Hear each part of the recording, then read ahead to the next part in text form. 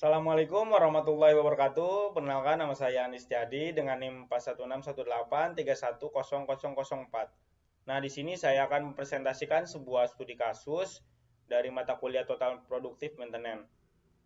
Nah, eh, matkul ini diampu oleh Bapak Didi Junaidi STMT. Nah, selanjutnya biodata di perusahaan tempat saya bekerja. Nah, saya sudah bekerja selama 9 bulan di bagian production biskuit proses sentral kitchen lantai 2. Jabatan sebagai helper produksi.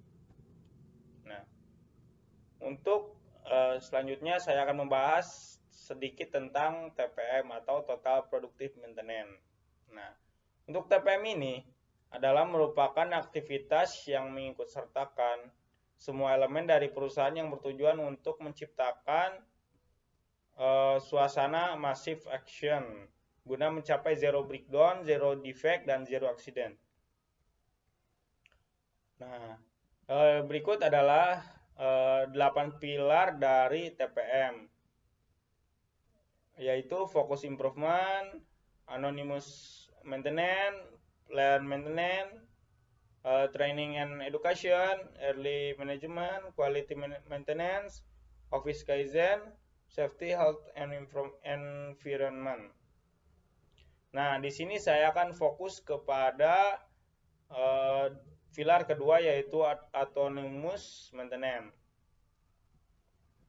Nah, di sini 5S sebagai dasar dari keseluruhan pilar tersebut.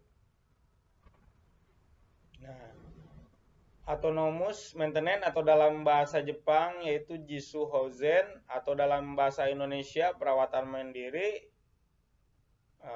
Berikut adalah sasaran dari perawatan mandiri. Yang pertama adalah memahami definisi perawatan mandiri.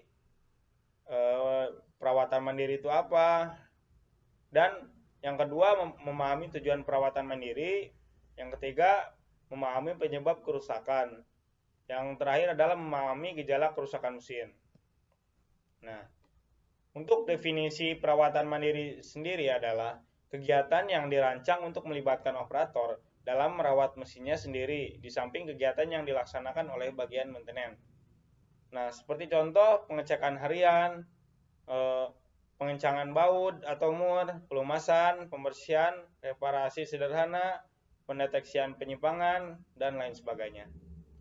Nah, di sini adalah sebuah perawatan yang dilakukan langsung oleh operator tanpa adanya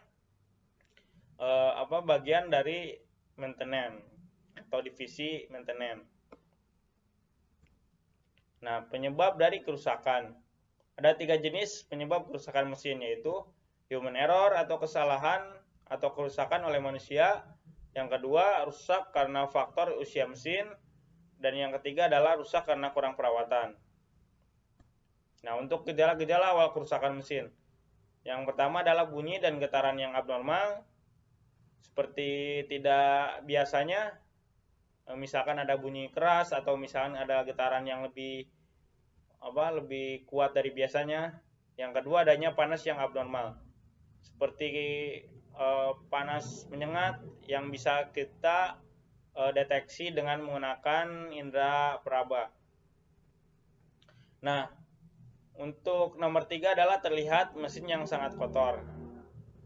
Yang keempat adalah adanya kebocoran atau tetesan oli. Nah, untuk perawatan mandiri, tujuan dari perawatan mandiri itu sendiri adalah mengembangkan operator. Nah, mungkin di perusahaan saya itu operator maupun helper produksi. Nah, mengembangkan operator yang memiliki pengetahuan dan keterampilan.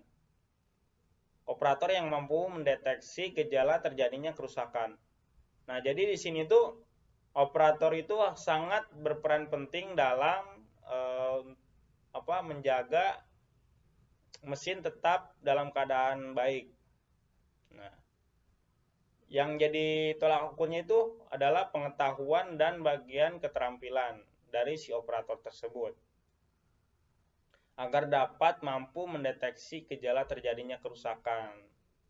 Nah, seperti tadi, Gejala-gejalanya itu bisa dideteksi dengan 5 indera kita. Nah, tujuan yang kedua adalah menciptakan tempat kerja yang teratur, sehingga setiap penyimpangan dari kondisi normal dapat dideteksi dengan cepat. Nah, menciptakan tempat kerja yang teratur ini berhubungan dengan 5S atau 5R di dalam bahasa Indonesia untuk mudah terdeteksi. Yang ketiga adalah training dan kaderisasi. Nah, 3 persyaratan atau key tools yang harus dipersiapkan dalam autonomous maintenance, yaitu papan aktivitas atau visual board untuk menunjukkan apa saja aktivitas-aktivitas di lantai produksi. Nah, yang kedua adalah pertemuan singkat atau brief meeting. Brief meeting ini adalah suatu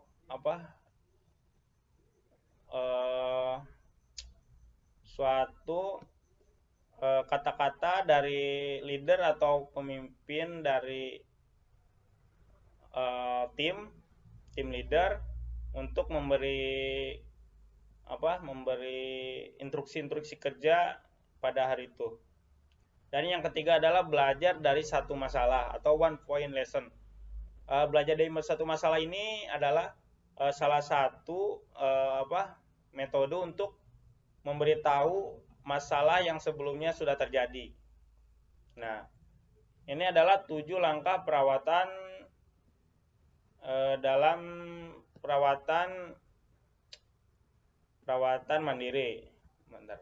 Nah, ini yang pertama initial cleaning, yang kedua menghilangkan sumber kotoran atau benda asing.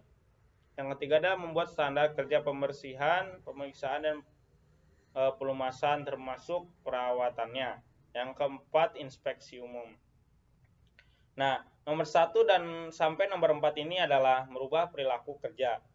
Nah, sedangkan nomor 5 sampai nomor 6 itu merupakan untuk merubah pola pikir, yaitu inspeksi mandiri dan pembekuan aktivitas pembersihan dan inspeksi. Nah, selanjutnya adalah autonomous maintenance. Karena kita sedang membahas autonomous maintenance, maka kita akan hanya membahas tentang nomor 7 ini. Nah, untuk implementasi di perusahaan saya sendiri untuk kegiatan autonomous maintenance yang sudah diterapkan di PT Mayora Indah Tbk cabang Cibitung adalah sebagai berikut.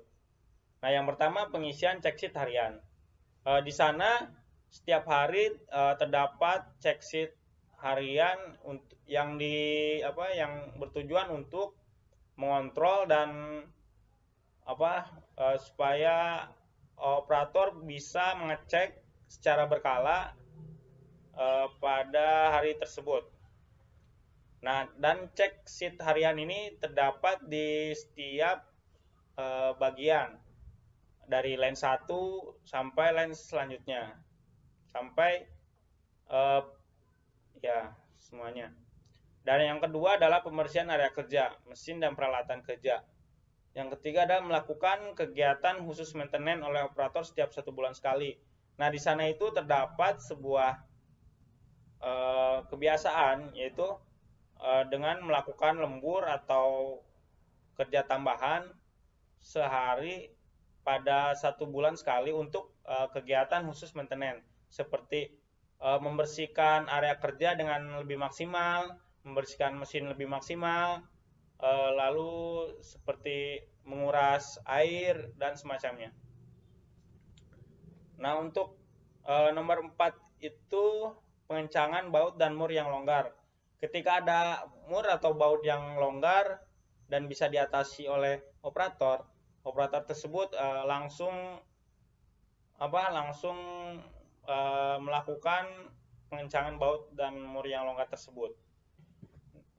Nah, nomor 5 adalah reparasi sederhana seperti memperbaiki handlift yang tidak berfungsi dengan normal. Nah, nomor 6 yaitu memeriksa memeriksa kepresisian peralatan seperti alat ukur, jangka sorong, dan sebagainya. Nah, untuk perawatan mandiri, yaitu kebijakan atau peraturan perusahaan dalam menunjang aktivitas dari kegiatan autonomous maintenance adalah yaitu training atau edukasi. Jadi di sana itu setiap bulan ada training bagi operator, baik itu dari segi kemampuan ataupun pengetahuan. Nah, yang kedua adalah uji kompetensi.